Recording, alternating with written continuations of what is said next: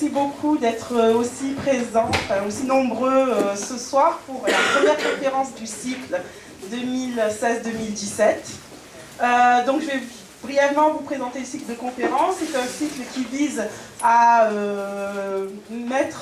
à avoir le témoignage de praticiens pour être en adéquation avec ce que vous apprenez ici au sein de l'Institut Bioforce. Donc il y aura une conférence minimum une fois par mois, d'octobre jusqu'à mars. Puis nous allons monter une grande conférence au mois d'avril qui, elle, sera externalisée et sera montée en partenariat avec d'autres bureaux des étudiants, d'autres universités ou écoles. Donc nous vous y attendons nombreux. Et sachez que donc, pour le groupe conférence cette année, nous avons l'honneur d'être accueillis par Fanny, Greg, Maëlys, Aurélien, Benjamin. Pas tous les prénoms. Donc, si vous avez des informations à demander sur le site de conférence, des besoins ou des idées pour améliorer le cycle, n'hésitez pas à aller les voir. Et eux aussi viendront vous voir, j'espère, pour que vous soyez source d'informations. Donc pour cette première conférence, nous avons l'honneur d'accueillir M. Brachet, qui va venir nous parler de migration. C'est un expert dans cette question, puisqu'économiste de formation, il a fondé et dirigé Forum Réfugiés pendant 25 ans. Il a ensuite été élu à la métropole de Lyon pour des questions de logement. Et il est aujourd'hui juge assesseur pour le HCR, envoyé par la CNDA, qui est la Cour nationale des demandeurs d'asile. Donc veuillez bien applaudir M. Brachet, qui fait l'honneur de la parole.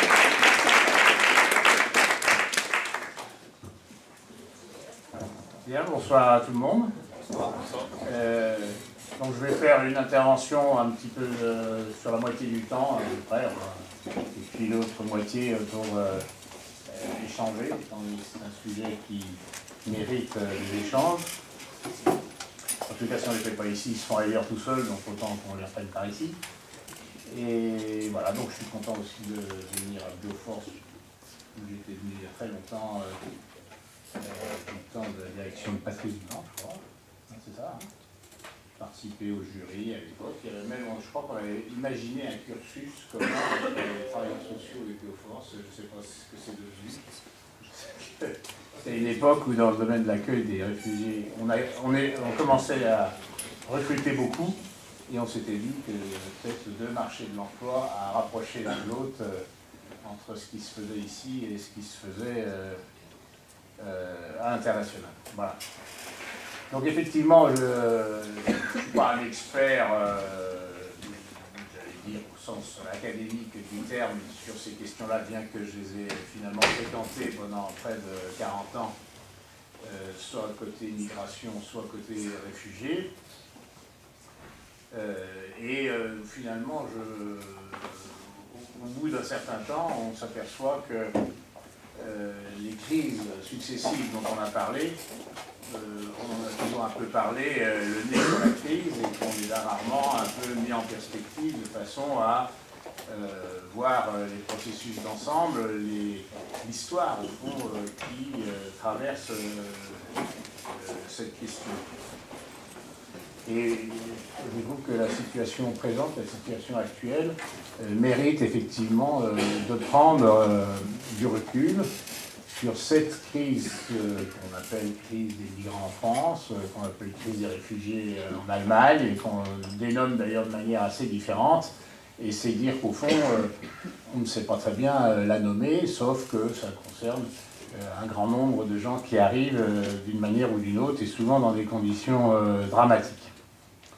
Donc il faut prendre des reculs pour se rendre compte qu'au fond, il y a un avant ces crises, il y a un après, et que si on veut tenir le fil de compréhension de ce qui se passe, on ne peut pas s'enfermer uniquement, j'allais dire, dans la description de la crise.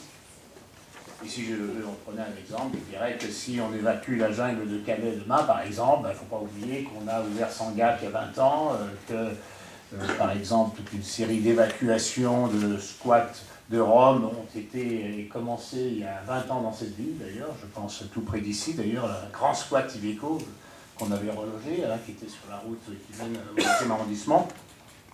Donc 1994, donc ça fait 22 ans, et qu'on finit par décrire ces phénomènes comme s'ils étaient survenus la veille et qu'ils allaient disparaître le lendemain grâce à un miracle décrété dans tel ou tel ministère. Voilà, donc je veux prendre du recul et rappeler un certain nombre de choses de la longue histoire. L'immigration, c'est une affaire assez particulière en France, et il faut bien prendre la mesure de ce que la manière dont on en parle en France n'est pas la manière dont on en parle dans la plupart des autres pays européens. Et j'allais dire principalement parce que les Français sont pratiquement le seul peuple d'Europe qui n'a pas l'expérience de l'émigration.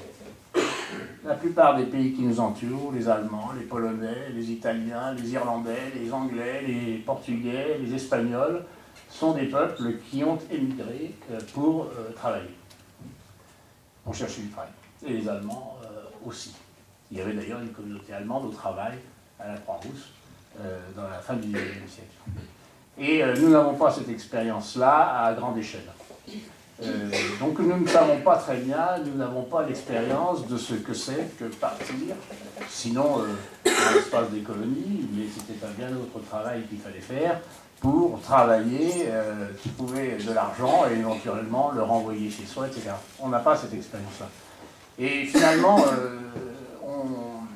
c'est sans doute une des raisons pour lesquelles on a de nombreux échecs dans les politiques d'intégration des migrants.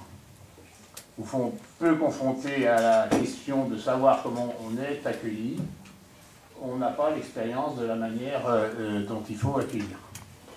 Et d'ailleurs, c'est vrai dans le domaine des migrations, mais vous savez qu'on a la réputation de ne pas être un pays très accueillant d'une manière générale pour les étrangers qui passent, sauf à Bioforce, bien entendu, mais d'une manière générale, on n'a pas ces attributs du savoir accueillir. Et nos politiques d'intégration ne sont pas des politiques qui ont été construites très fortement, avec de gros moyens, et qui sont apparues sur le tard.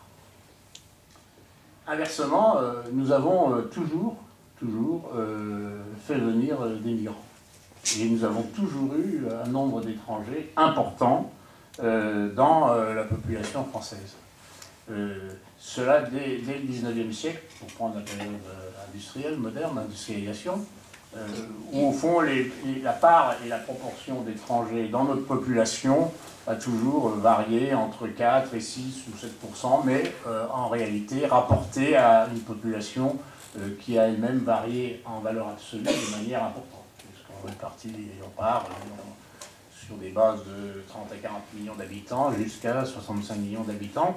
Et au fond, cette histoire de la présence étrangère en France, un peu masquée aussi par les statuts administratifs de ces étrangers en France, qui étaient quelquefois et souvent recrutés dans nos colonies, font qu'on a en quelque sorte zappé la question de la présence étrangère en France, même si, à différentes périodes, et particulièrement les périodes de crise, il y a eu des retours de fixation sur les étrangers et la manière dont ils étaient traités ou pris comme bouc émissaire d'un certain nombre de crises qui pouvaient se dérouler en France. Mais l'industrialisation d'une part, les besoins des militaires ont été importants aussi pour recruter des étrangers. On a eu plus de 500 000 soldats étrangers pendant la Première Guerre mondiale. Les besoins de la démographie, qui sont issus quand même de ces massacres, les besoins de la reconstruction, et puis tout bêtement les besoins du marché du travail ont fait que successivement l'apport des migrants, des colonies ou extérieurs aux colonies, s'est fait à l'initiative d'agents et d'opérateurs qui n'étaient pas l'État en fait, qui étaient les militaires, qui étaient le patronat pour les entreprises, qui étaient... Et au fond, nous avons que tardivement, assez tardivement, mis en place des systèmes d'administration des étrangers. Et d'ailleurs, nous l'avons fait dans des conditions qui étaient plus ou moins honorables. Enfin, non pas déshonorables, mais en tous les cas, c'était les fameux bureaux de la main-d'œuvre étrangère, hein, où on vérifiait la santé, l'état. Enfin, c'était un peu comme en stock, hein, comme dans RG, hein, on vérifiait l'état de santé des migrants, s'ils pouvaient travailler, s'ils ne pouvaient pas travailler. On avait une tradition qui était peut-être issue de temps plus anciens où on transportait les gens pour la traite des esclaves. Et donc, c'est très sur le tard qu'il y a eu, est apparue la nécessité d'une administration des migrants. Et là aussi, ça nous fait différer des pays étrangers qui avaient cette culture, c'est que pour la plupart, ils avaient des administrations de gestion de la migration, et nous n'en avions pas.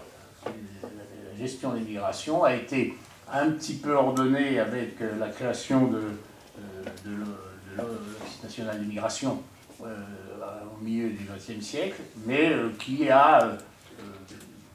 avait en charge à peu près, on compte à peine 30% des migrants en France, et avait la main sur l'administration de ces personnes, sur le contrôle sanitaire des personnes, et c'est très tardivement qu'on a pu recroiser la question du séjour des étrangers, c'est-à-dire du titre de séjour, hein, auparavant on n'avait pas de titre de séjour, et de la situation plus ou moins régulière des étrangers en France.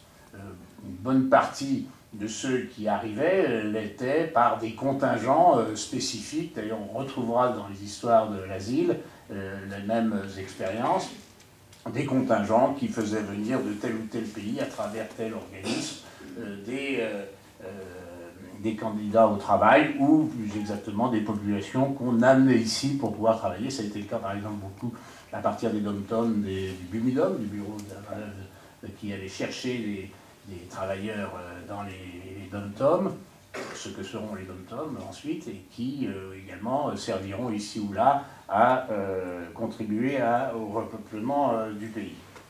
Au pays on a eu quand même des coupes sévères dans la démographie française avec, entre autres, la guerre de 14-18.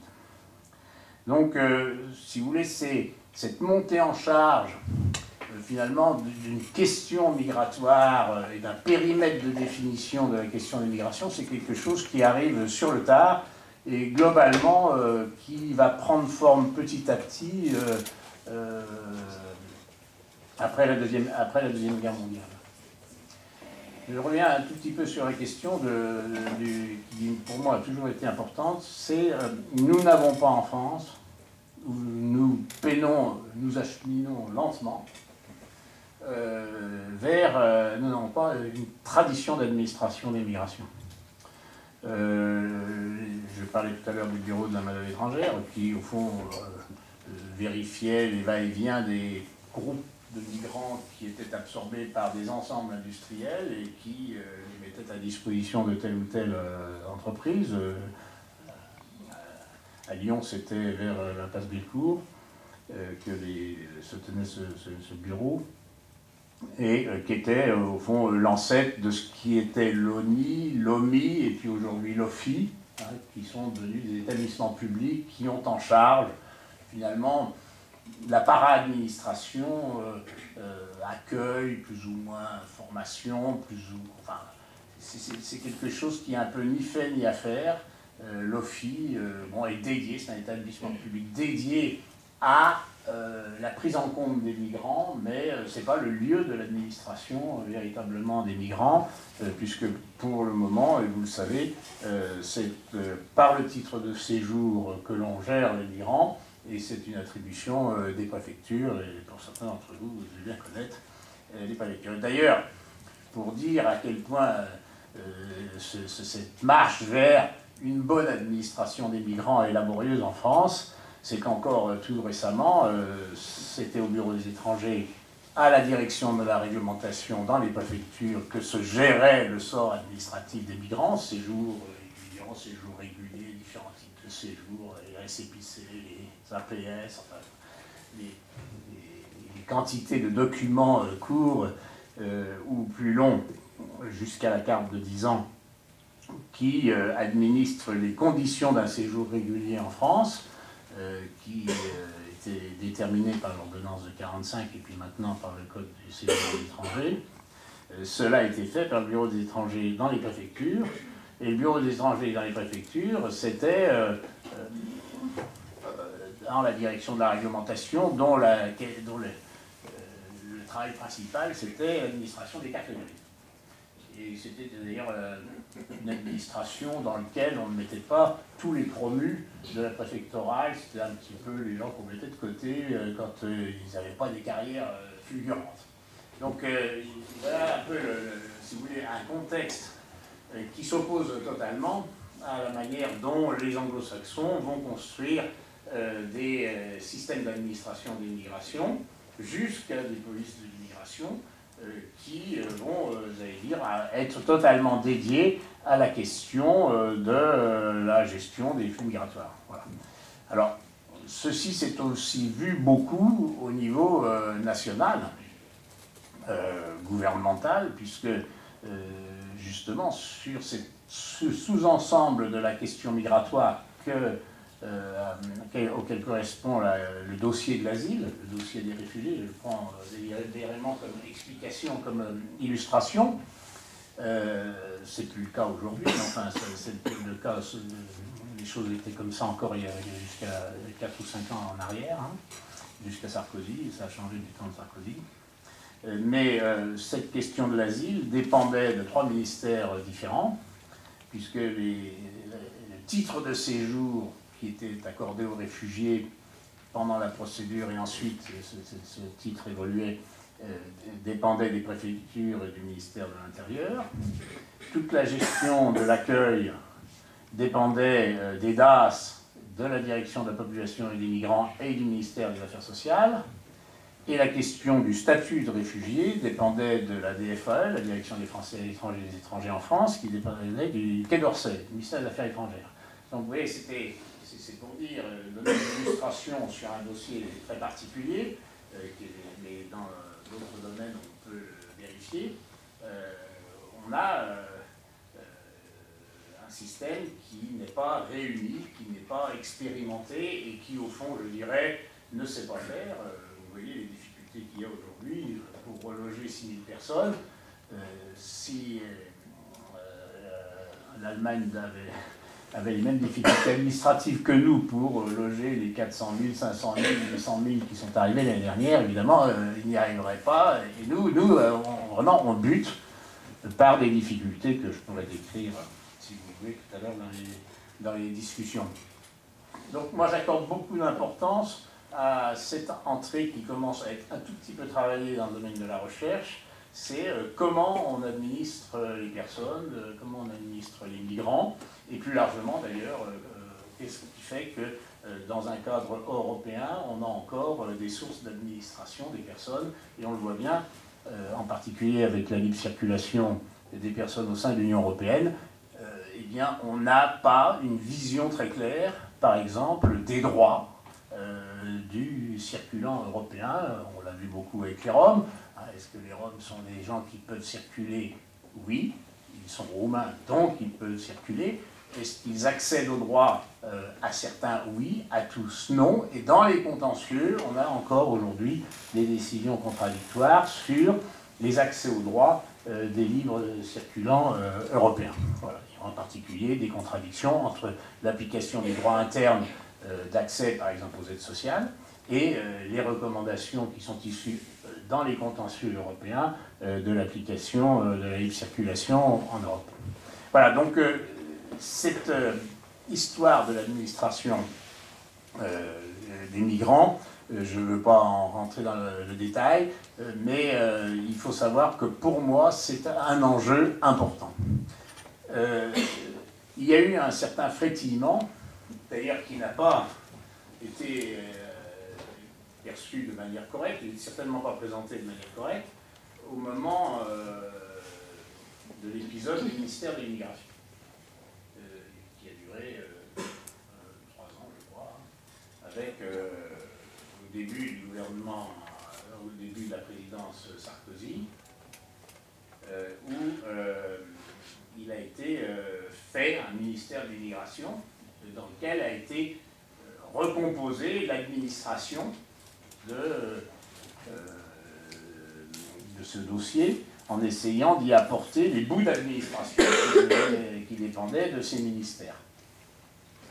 Bon, comme la dénomination de ce ministère a été très provocatrice, puisque c'était le ministère de l'immigration, et puis assez rapidement, et même tout de suite, le ministère de l'immigration et de l'identité nationale, on a bien compris que l'enjeu n'était pas tellement l'administration, mais au fond de cibler une question, un dossier, par l'intermédiaire d'un ministère, pour, j'allais dire, geler la question du dossier migratoire dans la théorie qu'en faisait le gouvernement de l'époque, qui était, vous le savez, une migration pas subie, une migration choisie, et donc celle qui n'a pas pour effet de remettre en cause l'identité nationale.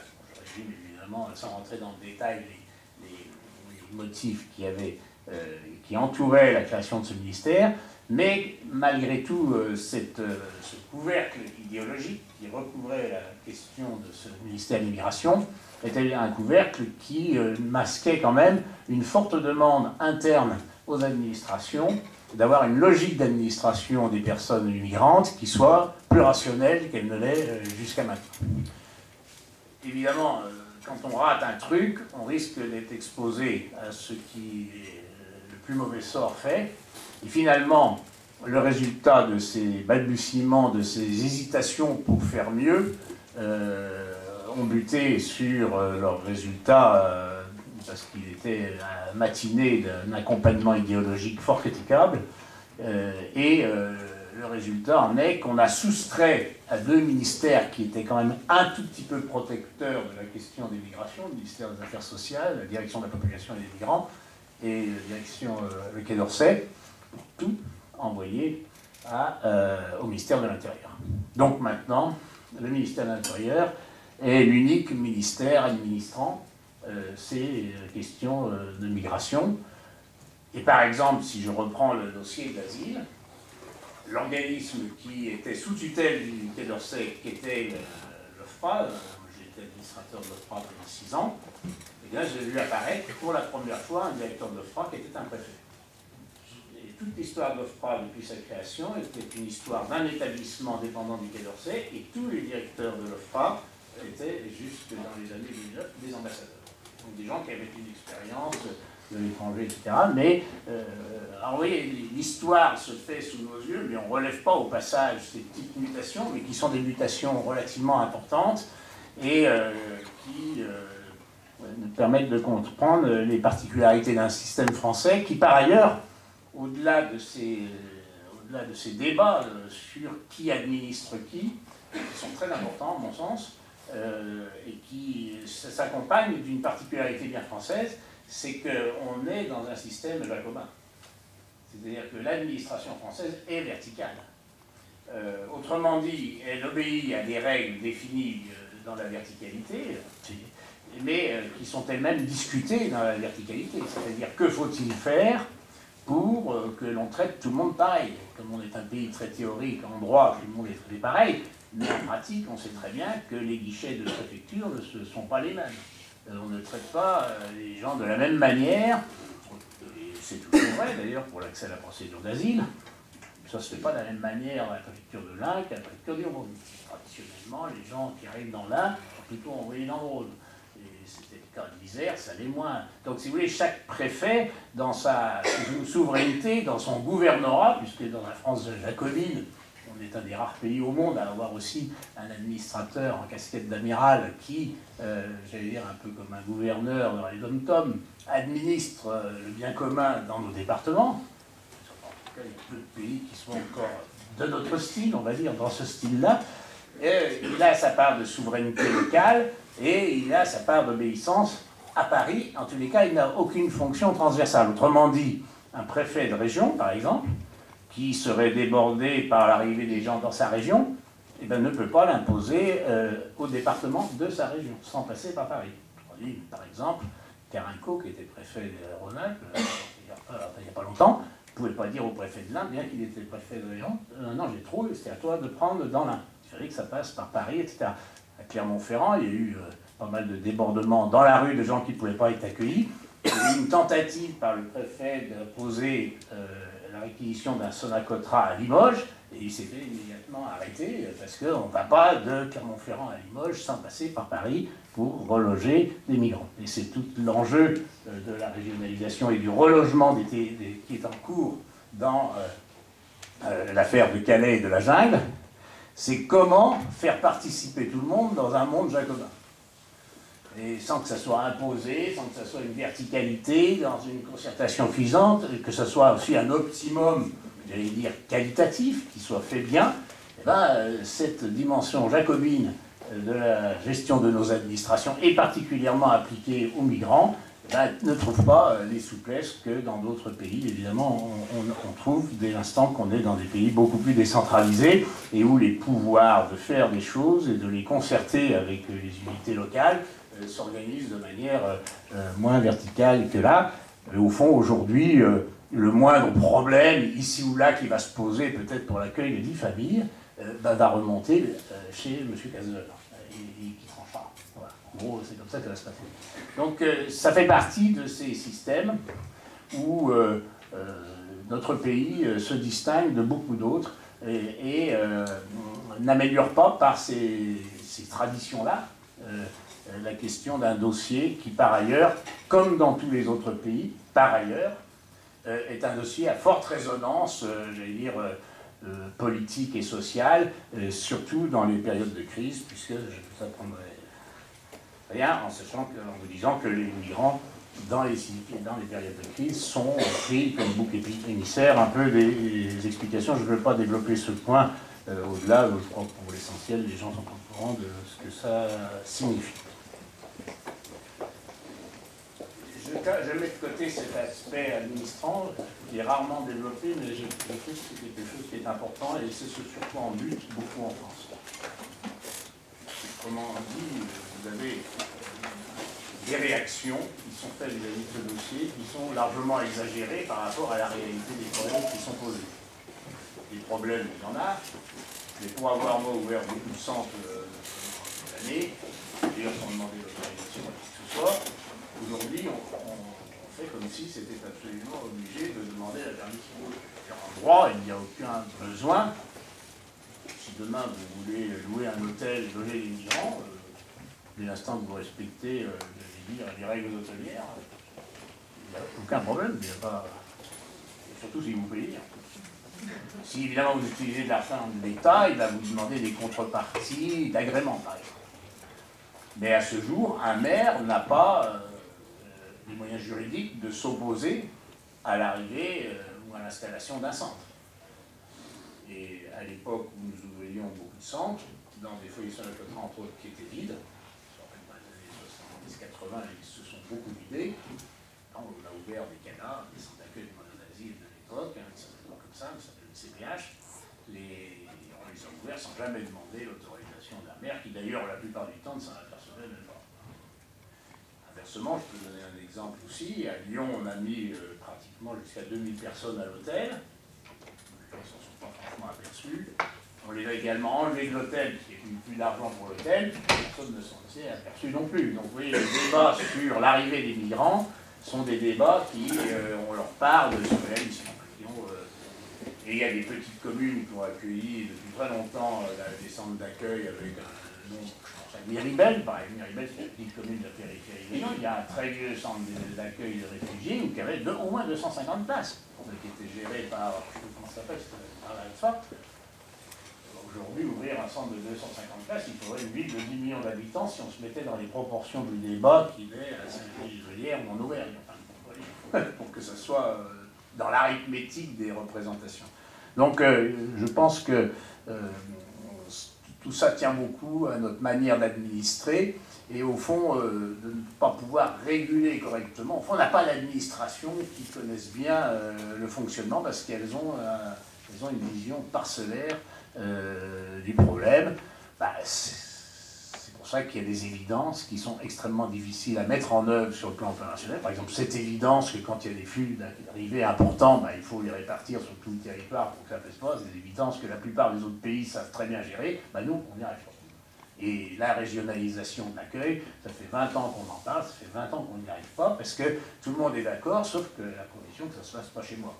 Donc, et que chacun a les moyens, dans la verticalité, de s'opposer à l'ouverture d'un centre pour, en contrepartie, j'allais dire, d'arguments. Par exemple, l'exemple que je donnais sur Limoges, c'est le préfet disait, appelé le ministère de l'Intérieur, en disant, mais si vous mettez un centre là, on perd les élections. Donc on n'ouvre pas le centre. Voilà, donc c'est voilà, ces trucs-là qui fonctionnent à la manière française, mais pas comme ça fonctionne dans d'autres pays. Alors, il y a d'autres pays, c'est régulé plus sauvagement, j'allais dire plus informellement.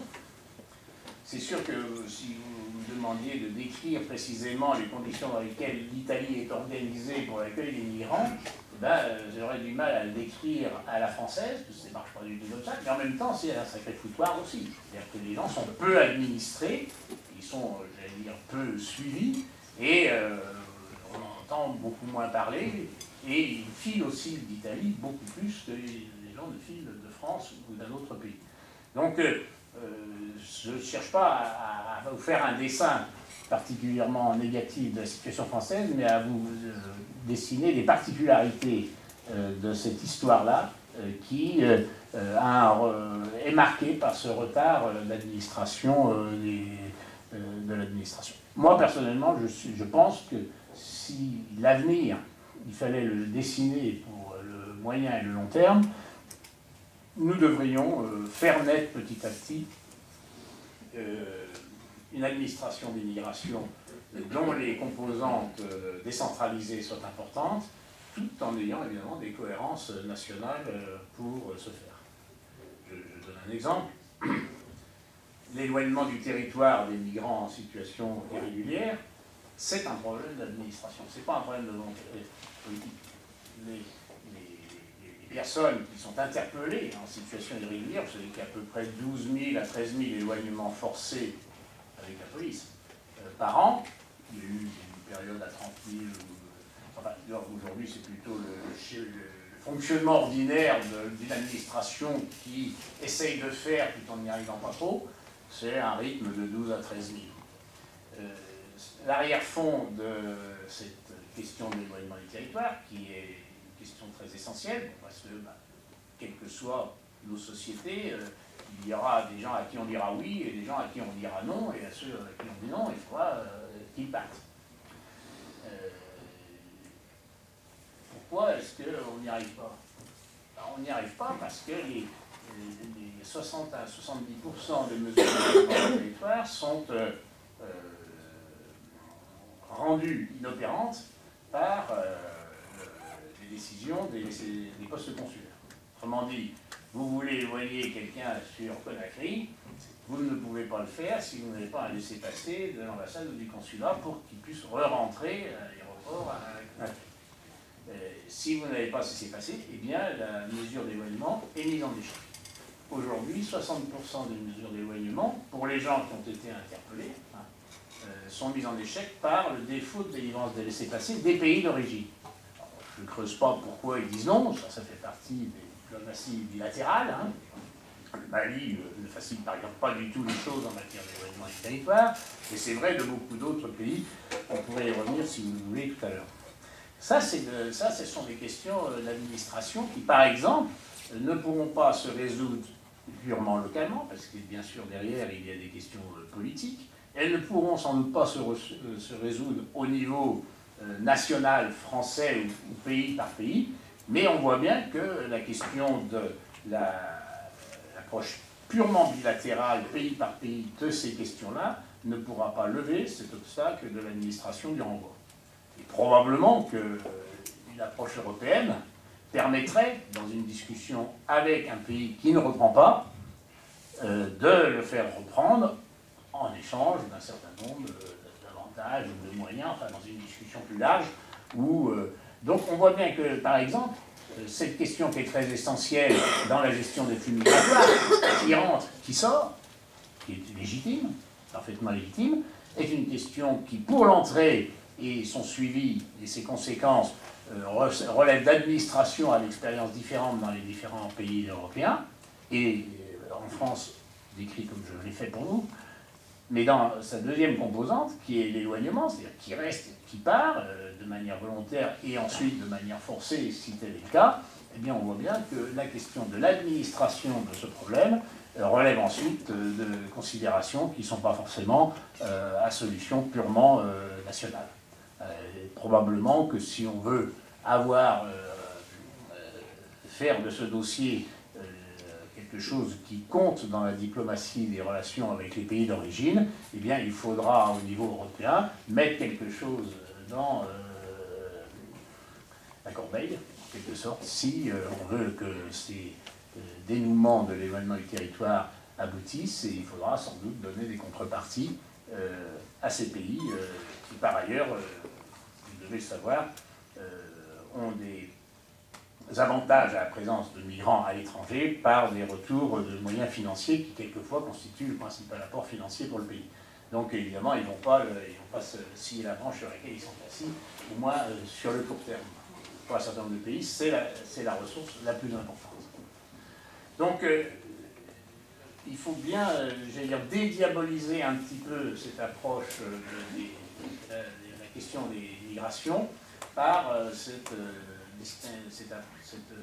ce regard porté sur où on en est dans notre savoir-faire, notre savoir-prendre en charge la question des migrants, indépendamment, j'allais dire, de ce qui a beaucoup perturbé le débat, à mon avis, en bien et en mal, ces dernières années, où on a fait de la question de l'approche de cette question des migrants, soit une question politique pour ou contre, soit une question vertueuse du genre, finalement la France est divisée en deux, il y a ceux qui aiment bien les migrants et puis il y a ceux qui les aiment pas. Voilà. Alors, donc il y a ceux qui sont charitables et ceux qui ne le sont pas, et avec ce prisme un peu issu des églises, que je ne critique pas d'ailleurs, mais qu'on ne peut pas réduire à ça, le devoir d'accueil à l'étranger, etc. Non, ça ne résout pas les problèmes d'administration des flux, et les problèmes d'administration des flux, ça relève des politiques migratoires. Voilà. C'est les moyens et les objectifs qui doivent être mis en relation pour que les gens y comprennent quelque chose sur cette relation au monde de la migration, et qui ne peut pas être une relation purement affectivée, soit sur le thème des cultures différentes, et alors il y aurait une sorte de limite à la présence de cultures étrangères, d'identité nationale, pour faire vite, et puis l'autre, une sorte d'universalisme où il n'y aurait pas de problème du tout. Or, il y a des problèmes de concentration étrangère dans les quartiers, etc., qui, vous connaissez en étant ici mieux que d'autres, et qui posent problème quand c'est assorti de chômage et d'autres handicaps sociaux. Les handicaps sociaux n'étant pas forcément des handicaps culturels. Voilà, j'en termine avec cette première approche que je veux simplement vous résumer de la manière suivante. L'histoire de nos migrations en France est particulière par rapport à d'autres pays, et la manière de prendre en charge ce dossier sur le plan de l'administration des personnes concernées est aussi une histoire très particulière, et au fond qui n'a pas énormément progressé au cours du XXe siècle. On est assez en retard. Je change d'angle d'attaque pour revenir à cette crise actuelle et essayer, dans ce panorama, de vous indiquer quelques éléments particuliers qui ont accru les confusions. Et pour ça, je voudrais venir à un moment tout à fait charnière du chassé-croisé de la vision qu'on a des flux migratoires. Je ne vous apprends rien en vous disant que dans la période de l'après-guerre, on a la reconstruction de la guerre mondiale, et dans laquelle on a un fort effort de développement économique et un soutien du monde de la migration important, assorti des flux issus de la décolonisation, en particulier d'Algérie, qui était au bénéfice de ces 30 glorieuses. Nous avons donc eu des flux migratoires qui était de l'ordre de 200, 250 000, 270 000 personnes au travail, pour les besoins du marché du travail, jusque dans les années 70.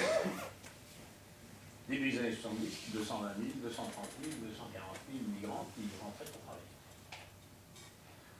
À cette époque-là, on avait une convention de Genève asile extrêmement restrictive et un flux tout petit, puisque la convention n'avait pas fait l'objet des élargissements qui interviendront avec les accords de New York et puis la ratification française en 72, qui faisait que la convention de Genève était réservée pour la protection des réfugiés à ceux qui avaient été victimes des événements de la Seconde Guerre mondiale et dans l'espace concerné par la Deuxième Guerre mondiale. Autrement dit, il y avait des restrictions dans la Convention de Genève qui faisaient que, par exemple, en 1956, quand il a fallu accueillir les Hongrois, les réfugiés de Budapest, on les a accueillis dans la souveraineté de nos décisions, mais pas du tout dans l'apport de la Convention de Genève. Les Italiens ont accueilli les Chiliens dans la souveraineté de leurs décisions italiennes, en dehors de la Convention de Genève, au moment des affaires d'Allende et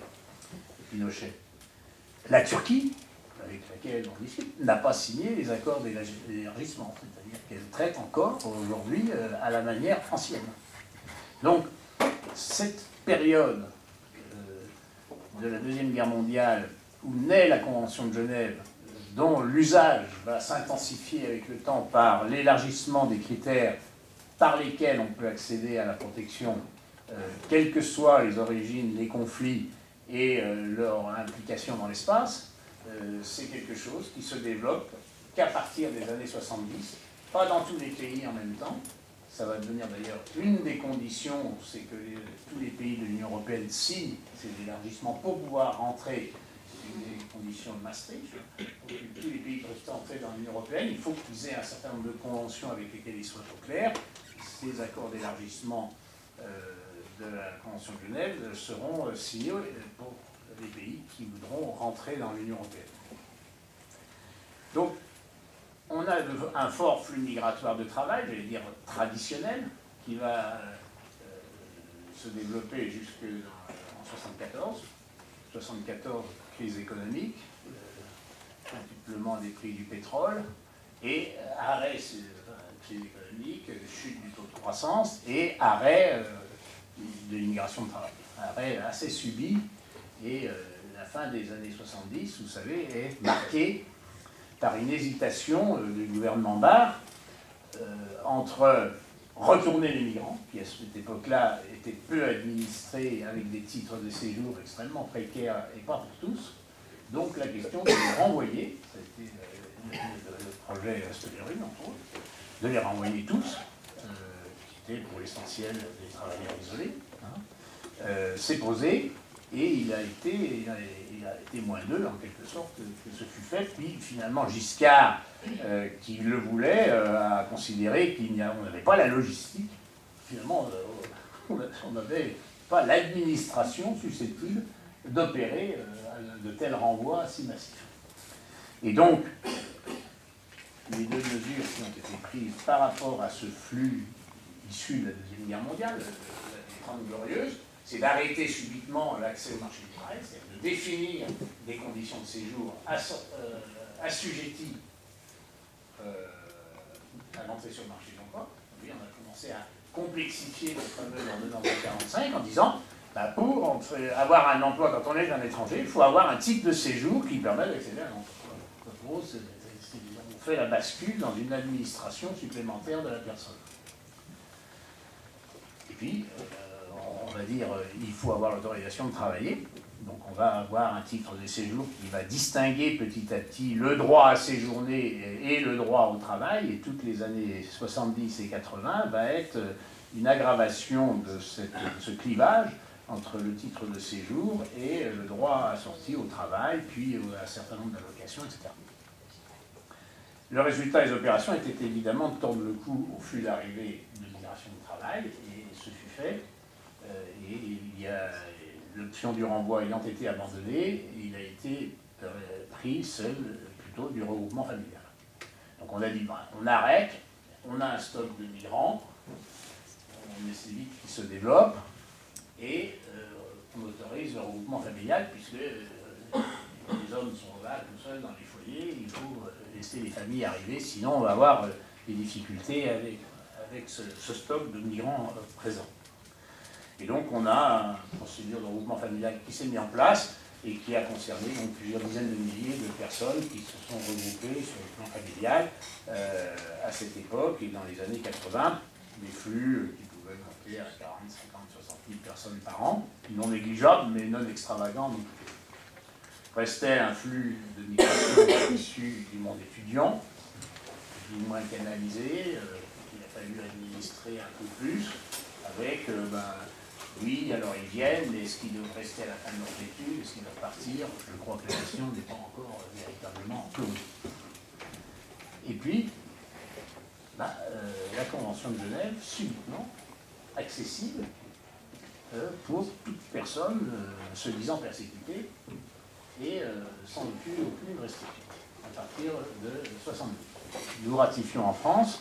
Donc ce moment-là, je le précise, est un moment très important, puisque on coupe le flux migratoire ordinaire et on a une fenêtre qui s'ouvre à tous les gens qui se prévalent de persécution ou de violence pour venir demander la protection du pays, des pays qui ont signé ces élargissements. Et donc notre flux d'asile, qui était autour de 1700 personnes par an en 72-71, absolument tout petit, par rapport à un flux de migration de 220 000, on va assister à ce chassé-croisé des flux qui va se développer de manière masquée dans un premier temps, puisque le flux d'asile va augmenter en raison de deux grandes zones de conflit pour lesquelles les Français étaient d'accord de faire un effort, d'ailleurs les Français de droite, de gauche, j'allais presque dire les catholiques et les protestants, c'était les dictatures brunes et les dictatures rouges. Dans les années 70, on démarre l'élargissement de la Convention de Genève en prenant un point d'appui sur les dictatures latino-américaines, les dictatures brunes, et tout de suite un mouvement de sympathie à l'accueil de ces réfugiés-là, qui peuvent enfin rentrer dans la demande de protection de la Convention de Genève élargie. Et tout de suite après, on a les fuites des pays communistes, et particulièrement des trois pays du sud-est asiatique, problématique du Pop People, et où là on a tout un secteur de la société, et le début des départs de Pologne, où on a toute une fraction de la société française, tout à fait différente de celle qui accueillait les fuites des dictatures brunes, qui accueille très volontiers les fuites des dictatures rouges. Voilà. Et au fond, on a une sorte de partage du marché des réfugiés entre les uns et les autres, pour ne pas dire la droite et la gauche, mais enfin, qui fait qu'il y a un très gros consensus, dans un grand désordre, mais un très gros consensus. Et à Lyon, on a le centre Pierre Valdo, qui n'a jamais accueilli que des latino-américains, qui n'a jamais eu les agréments pour le sud-est asiatique, qui était d'ailleurs géré par les protestants, et ce secours catholique, qui avait le centre, qui était entièrement réservé aux réfugiés du sud-est asiatique, un Caluire et l'autre Abron, une Boucher, et qui vivaient chacune avec des réglementations particulières aux manières d'arriver de ces gens-là qui venaient de très loin. Évidemment, ils ne traversaient pas la Méditerranée à la nage, mais il fallait souvent aller les repêcher au large des côtes du Cambodge ou dans les camps de réfugiés de Cahuidan, en Thaïlande, etc., où on les apportait par contingent de réinstaller, ce qu'on appelle aujourd'hui les réinstaller, parce que ceux de l'Amérique latine fuyaient d'abord de pays en pays en Amérique latine, puis ensuite trouvaient un passage par avion pour arriver jusque chez nous. Il est vrai qu'ils étaient aussi un tout petit peu moins nombreux dans les arrivées. Donc, ces années 70 sont une période très importante dans laquelle vous avez finalement un monde désordonné, un système est-ouest qui commence à se fractionner, et ces fuites sont le signe de fractionnement, j'allais dire, des régimes autoritaires, et un recueil administratif à cette demande nouvelle qui devient possible au moment même où on ferme les flux migratoires. Donc on ferme une fenêtre, mais il y en a une autre qui s'ouvre à une demande qui est différente, qui s'exprime différemment. C'est pas j'ai besoin de travailler, c'est j'ai un problème dans mon pays. Voilà. Donc ce moment-là est très important et on ne voit pas, et le flux d'asile, qui est à 1700 en 71, va finir en 89 à 70 000. En 89, il est à la hauteur, à l'étiage de ce qu'il est aujourd'hui. Donc oui, finalement, il prend quantitativement une part qui n'est pas exactement celle du flux migratoire de travail de l'époque, mais un bon tiers, sinon 40% de ce qu'était évidemment le flux de travail de l'époque. Donc vous allez avoir un débat qui va s'instaurer tout de suite dans la société française, ce fameux débat réfugiés politiques, réfugiés économiques, vrais faux réfugiés, etc., les flux mixtes,